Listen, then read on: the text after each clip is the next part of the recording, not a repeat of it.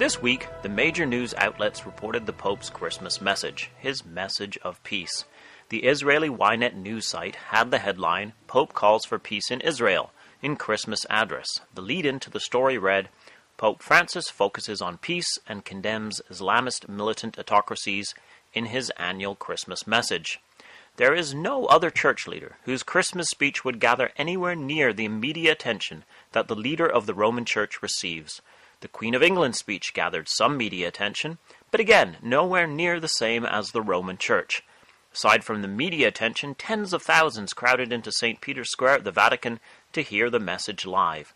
The influence of the Catholic Church today is immense, and often on the news we hear the Pope quoted as a moral authority in the world. Here's an English translation of the Roman Pope speech from the Vatican radio website, the voice of the Pope and the Church in dialogue with the world, as they claim.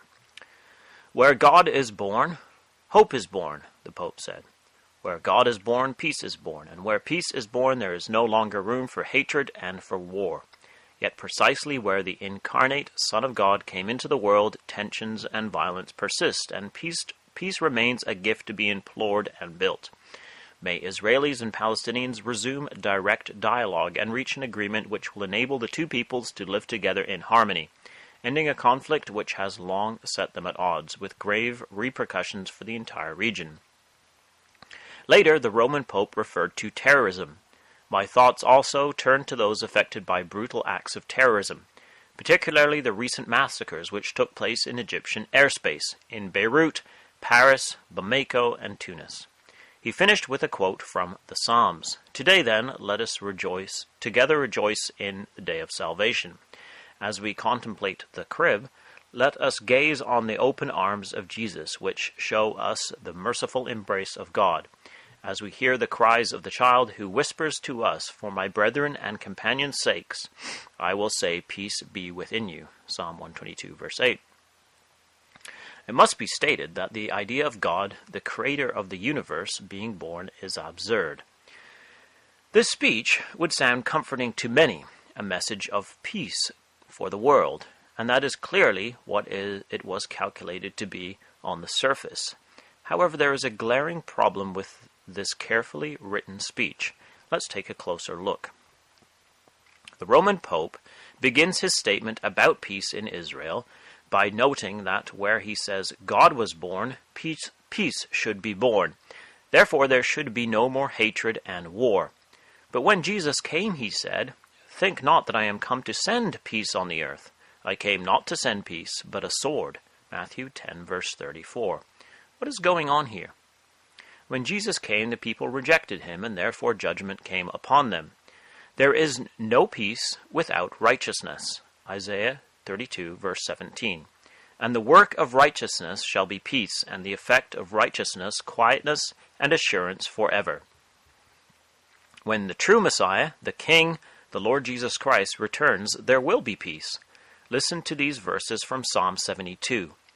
"Give the king thy judgments, O God, and thy righteousness unto the king's son. He shall judge thy people with righteousness, and thy poor with judgment. The mountains shall bring peace to the people, and the little hills by righteousness. He shall judge the poor of the people. He shall save the children of the needy, and shall break in pieces the oppressor. In his days shall the righteous flourish, an abundance of peace as long as the moon endureth."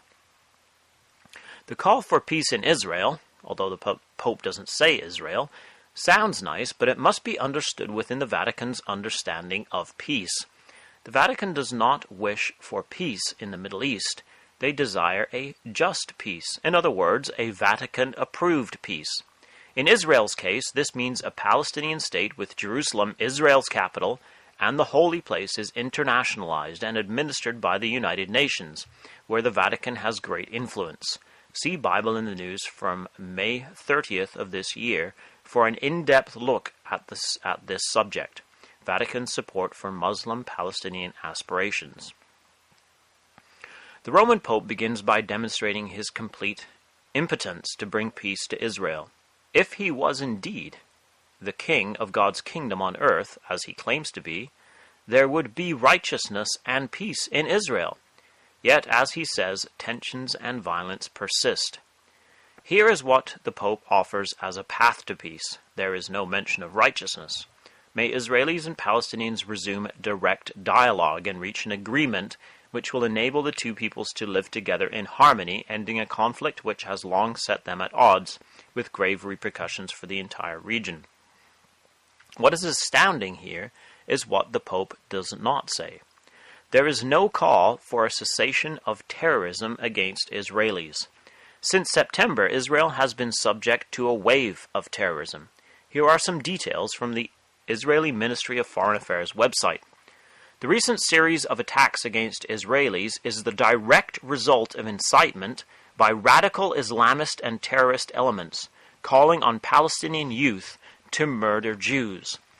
According to data from Magen David Adom, the Israeli Red Cross, between September 13th and December 23rd, 2015, 24 people have been killed and 283 wounded, 24 of them seriously. As of December 24th, the Israel Defense Force recorded these terror attacks since September: 97 stabbings, 35 shootings, 19 car ramming attacks into groups of people. Yet even when the Pope speaks of terrorism, there is no mention of Israel.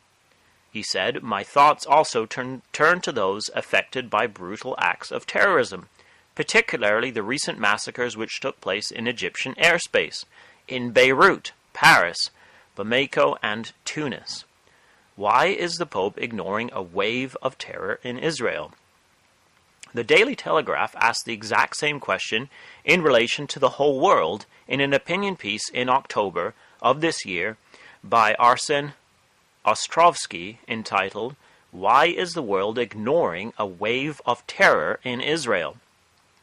In this piece, Arsen, an international human rights lawyer living in Israel, concludes, "In a groundbreaking speech on Islamic extremism this July, the British Prime Minister David Cameron made clear, if you say violence in London isn't justified, but suicide bombs in Israel are a different matter, then you too are part of the problem. To all those people who fail to condemn this Palestinian terror, or find ways to excuse, equivocate, or minimize it, I say the same. Then you too are part of the problem." When Abbas visited the Vatican in May of this year, the Roman Pope called him an angel of peace. On September 30th of this year, Abbas gave an incendiary speech at the United Nations General Assembly, where he included the Christian holy sites, which he imagines Israel has plans to undermine. He said, "I call on the Israeli government, before it is too late, to cease its use of brutal force to impose its plans to undermine the Islamic and Christian sanctuaries in Jerusalem, particularly its actions at Al-Aqsa Mosque, for such actions will convert the conflict from a political to religious one, creating an explosive in Jerusalem and in the rest of the occupied Palestinian territory." He went on to say, "Palestine is a country of holiness and peace. It is the birthplace of Christ, the messenger of love and peace." Recently, on the 17th of May 2015, 2 nuns from Palestine, and he names them, were canonized as saints by His Holiness Pope Francis at the Vatican in the presence of tens of thousands of the faithful from around the globe. The flag of Palestine was raised at the Vatican, which recognized the state of Palestine, as documented in the agreement signed between the Holy See and the state of Palestine. 2 weeks before his speech at the United Nations, Abbas spoke to his own people on Palestinian TV. Arsen noted this in an opinion piece in the Telegraph. He wrote, "In a speech on Palestinian TV on September 16th, Abbas proudly stated, 'We bless every drop of blood spilled for Jerusalem. With the help of Allah, every shaheed, or martyr, will be in heaven.' He then added, 'Al-Aqsa is ours, and so is the Church of the Holy Sepulchre. They, Jews, have no right to desecrate them with their filthy feet.' Should Abbas be called an angel of peace? He is unequivocally calling for terrorism against Israelis. Why is the Vatican ignoring this wave of terror and instead fully supporting Abbas? In the words of David Cameron, you too are part of the problem. Yet this is exactly what we would expect from Bible prophecy. The prophecy of Joel 3 tells us about the time when Judah and Jerusalem will be regathered, and when all nations will be gathered against them to battle. For behold, in those days and in that time, when I shall bring again the captivity of Judah and Jerusalem, I will also gather all nations and will bring them down into the valley of Jehoshaphat. Joel 3 verse 9 says, Proclaim ye this among the Gentiles. Prepare war, wake up the mighty men. Let all the men of war draw near, let them come up. The word here, prepare, is the verb to be holy, to consecrate. So the war against the regathered Jews of Judah and Jerusalem is a holy war, a consecrated war by the nations. Today we see a sanctified holy war against the regathered Jews in the land of Israel. They are preparing and sanctifying a war against the Jews in Israel. The Vatican is involved, and while attempting to appear holy, they are a wolf in sheep's clothing. The Roman Pope finishes with a quote from Psalm 122, a psalm which contains the well-known phrase to pray for the peace of Jerusalem. This is a travesty. Psalm 122 is about a Jewish Jerusalem, where the thrones of David are, where the tribes of Israel ascend to worship, where the house of Yahweh is built. The Pope knows none of this, nor desires it, and only seeks to destroy it. Daniel 11 verse 45. And he shall plant his tabernacles in his palace between the seas in the glorious holy mountain. Yet he shall come to his end, and none shall help him. Return again next week, God willing, as we once again consider the Bible in the news. This has been David Billington with you at www.bibleinthenews.com.